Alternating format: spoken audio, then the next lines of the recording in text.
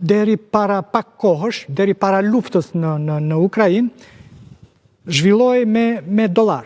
Gjithçka bliej dhe shitej me dollar. Ndërkohë tani vendet e BRICS-it filluan që të shmangnin dollarin dhe të përdornin monedat e tyre respektive. Tani duke futur në kontroll mbi 50% të industrisë globale të naftës, e shmang këtë rrezik të de-dollarizimit të industrisë së naftës Amerika dhe a e shpëton monedhën e saj, sepse shumë veta po paralajmëroni një apokalips për dollarin. Në kuadrin gjeopolitik dhe ndërkombëtar, ky është një nga konfliktet që po ndodhin midis, si thoshte edhe Bashkuara dhe vendeve BRICS, në shumë aspekte. Një nga aspektet është edhe rrëzimi i mitit dollarit, për fillimi i mos përdorimit dollarit në mënyrë të veçantë petrodollarëve që janë dollarët e naftës dhe përdorimi i monedhave tjera në tregti ndërkombëtare. Bile edhe po ti referohemi pak, po të riqemi pak mrapa, gjithë politikat e tarifave që presidenti Trump sapo erdhi në pushtet filloi të aplikonte, nuk ishin thjesht dhe vetëm politika tregtare.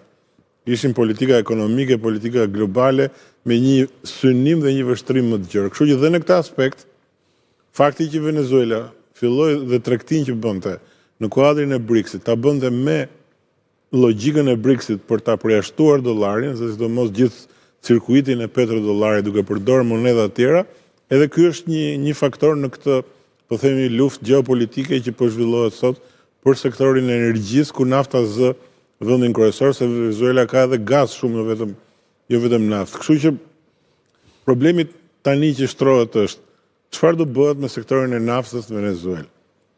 Shumë studius, analistë në ditët e fundit, duke referuar edhe fjalës presidentit Trump, edhe sekretarit shtetit Rubio, nuk është diçka që ndodh sot për nesër. Është një sektor që është shumë brapa nga ana teknologjike, është një sektor i shtetëzuar për kompanitë më të mëdha, jo vetëm amerikane, po edhe europiane, janë të përjashtuara nga një situatë që kanë pasur 15 apo 20 vite më para ku kanë qenë prezente, dhe investimet në teknologji janë minimale, dhe gjithë struktura dhe rrjeti i shpërndarjes i pagesave i kontrollit është deformuar si thosh me atë çka qenë. Kështu që pa nuk është si në rastin e Irakut ku infrastruktura ishte tërësisht e ngritur dhe në rastin e Irakut dhe jo rastësisht përmendet shifra $100 miliard si nevojë për investime në këtë në sektorin. Do 100 miliard për ta ringritur. Që brenda një periudhe ndoshta mund të jetë që nga 5 deri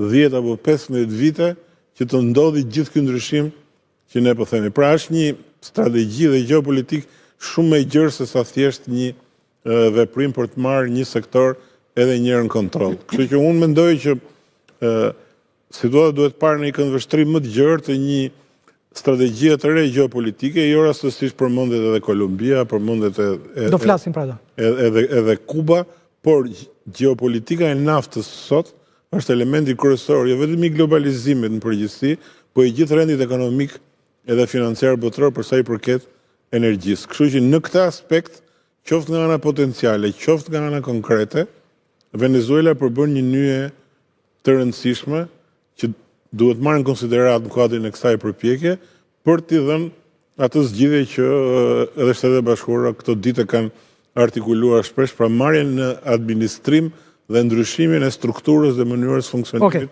të gjithë sektorit naftës. Esmeralda, çfarë